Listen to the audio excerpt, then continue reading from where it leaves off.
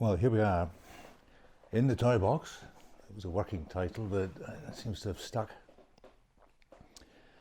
And the dialogue began from doodles and drawings, where I think I was looking for a way of working in a less self-conscious way. And so it came from a little drawing where I eventually identified the source was a little photograph, which was in Stamildas, over the hill there where I was born.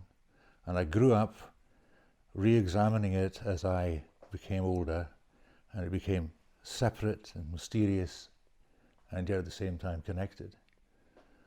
So that's where the dialogue started. I imagined, what would I make if I had that same liberty of anything can be anything, that open imagination that you first have before you name things, and negotiate the making of things. They started with drawings, paintings, which felt a little as if I were the scenic artist or illustrator for the 3, 5, 10-year-old and so on boy. And then they too felt sort of quite separate, certainly separate from my own painting practice, where I revere the titans of painting.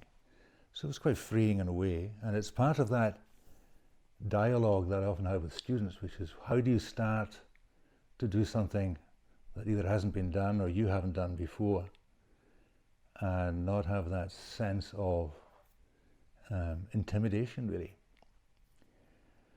So from the drawings and paintings, which seemed to start to invite coming out of the paintings, began to negotiate putting in fragments and recycled imagery from previous work. So it extends back a number of years and adding new elements to that.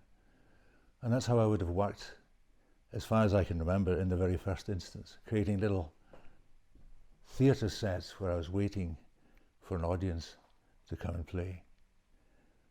So it went from that to items that all have a significant personal association.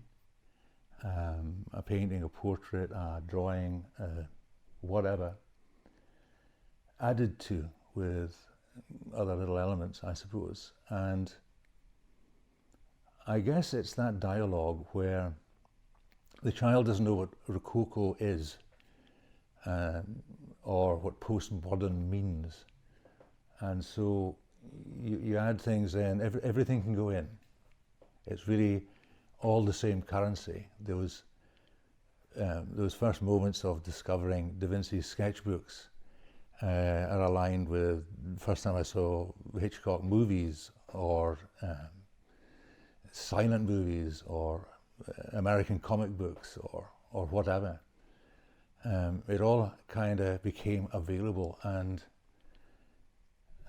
as did the items that lay around shelves, as they do in your studio, and they invited themselves to be part of the menagerie, so to speak.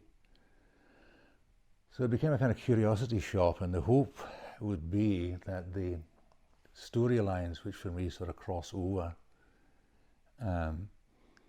will invite anybody who engages with it to fill in the gaps for themselves, so that they bring their own narrative to it.